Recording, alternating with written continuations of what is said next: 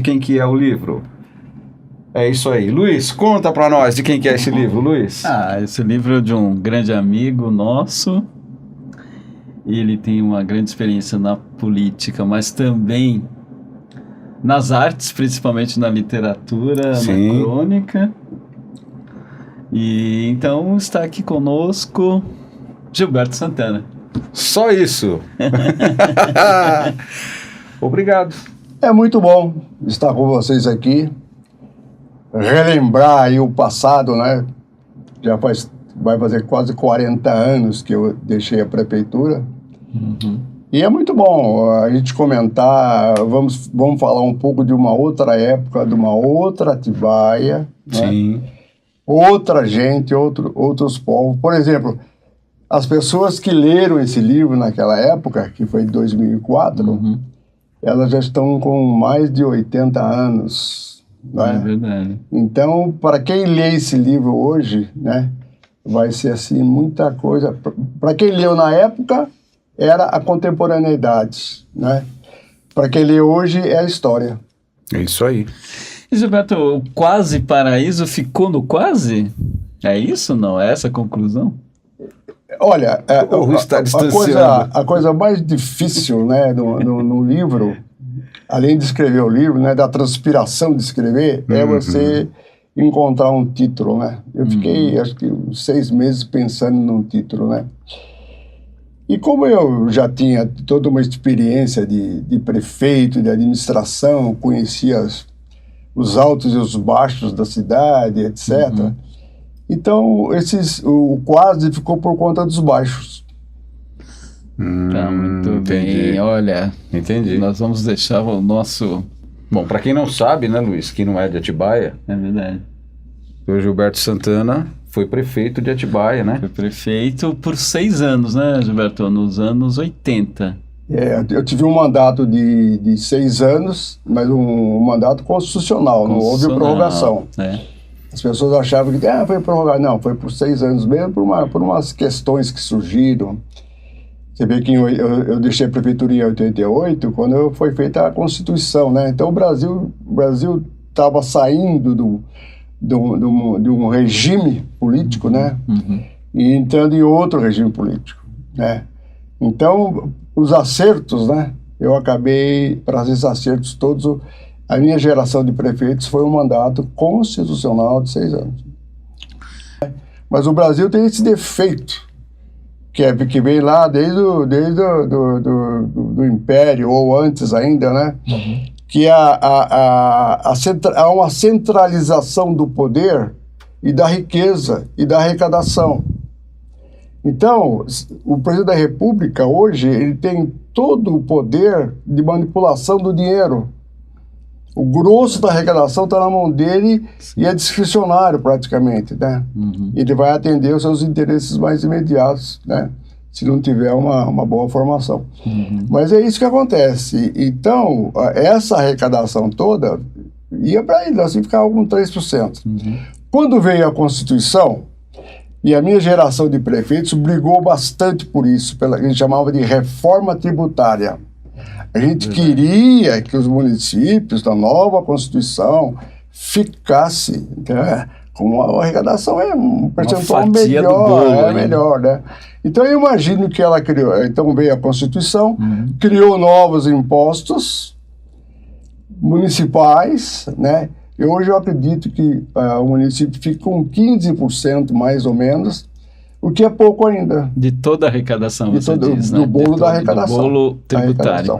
Fica com o prefeito o mais antipático dos impostos, que é o IPTU. Nossa, muito antipático. Esse é antipático. O prefeito sai contra o contribuinte ali, né? É verdade. Né? Então é complicado isso. É.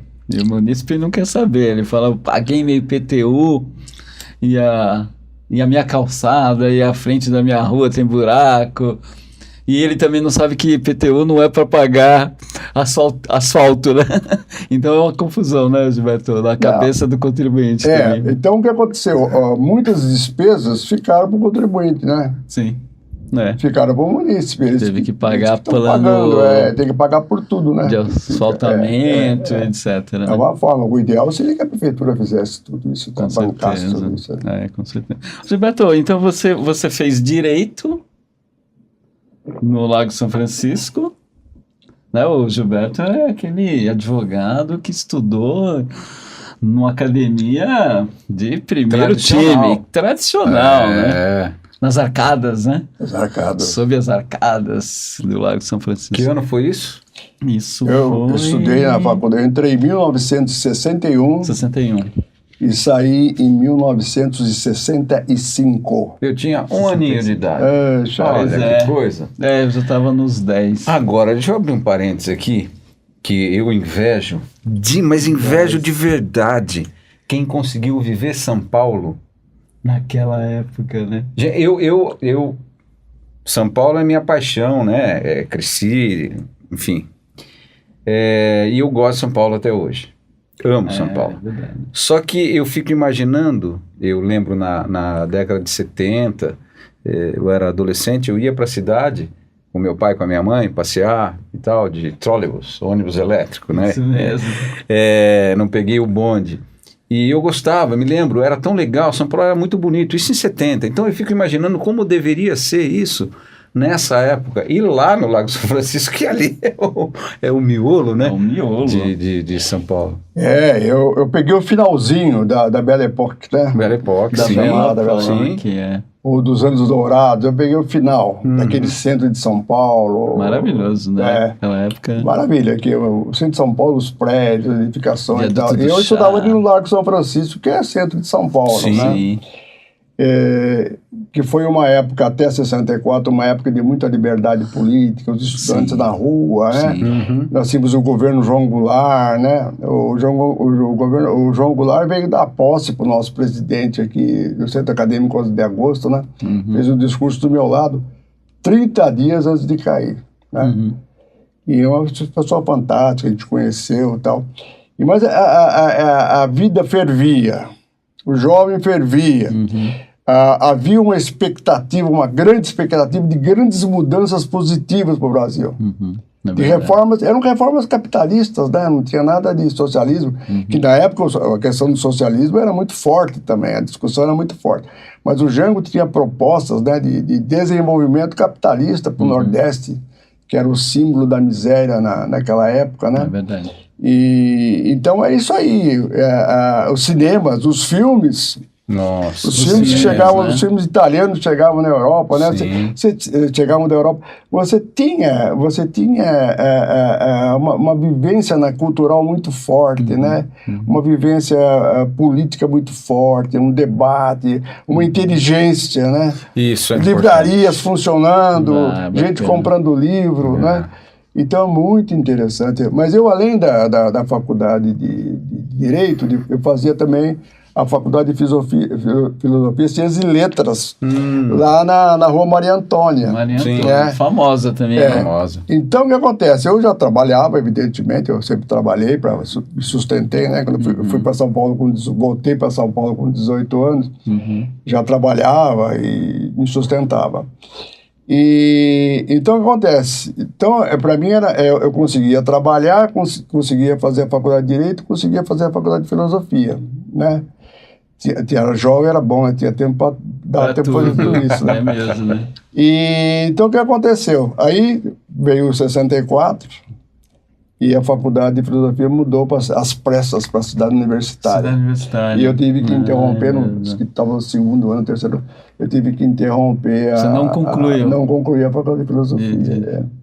Mas depois aí eu fiz, né? Gozado, eu sempre quis fazer direito na vida, né? A minha paixão era o direito, sempre foi. Mas a educação sempre me carregou para a educação, né? Sempre, sempre. Vira e mexe eu tinha convite para questões de educação, etc. Tal. Então eu cheguei a trabalhar em São Paulo para a USF,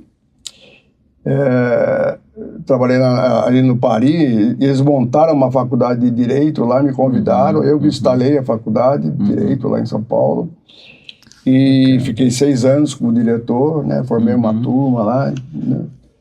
E então é isso aí. Minha vida foi assim, entre a política, entre o direito, A entre a educação, educação, a cultura, né? Isso foi muito bom, porque quando eu assumo Muito lá bom. em 83 a prefeitura, eu tinha uma visão da educação, eu tinha uma visão de tudo, né? E da Foi cultura, né? muito bom. Hã? Eu ouço sempre falar muito cultura. bem da gestão do Dr. Gilberto em É. Atibaia, da parte cultural, que foi muito legal.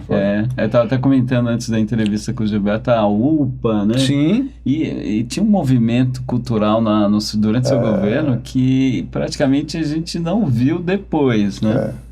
É interessante No mesmo todo nível. candidato no palanque, ele fala, eu vou fazer educação, vou fazer saúde, é discurso de palanque, né? sim. É. Quando eu assumi a prefeitura, eu comecei a investir em educação, saúde e cultura, Uhum. né? Minha prioridade do governo, promessa de campanha, né? E não seria candidato se não fosse para fazer isso, né? Aí, alguns vereadores falam assim, mas você vai fazer educação e cultura mesmo? Vai fazer educação, né? Eu falei, eu vou fazer educação, Tem saúde certeza? e cultura, né? E foi um choque anafilático, né? Sim. Porque ficou todo mundo perdido, né? Uhum. Porque a pessoa estava acostumada a um outro ritmo, um outro ritmo de administração pública que se repetia, se repetia. Aí teve um vereador que falou, vou me permitir a não dizer nomes aqui, que coisa Sim. tão antiga, Sim. Uhum. tão do passado. Mas ele disse assim, Atibaia é uma fazenda, você tem que administrar Atibaia como uma fazenda, você não sabe ser prefeito. Que é isso?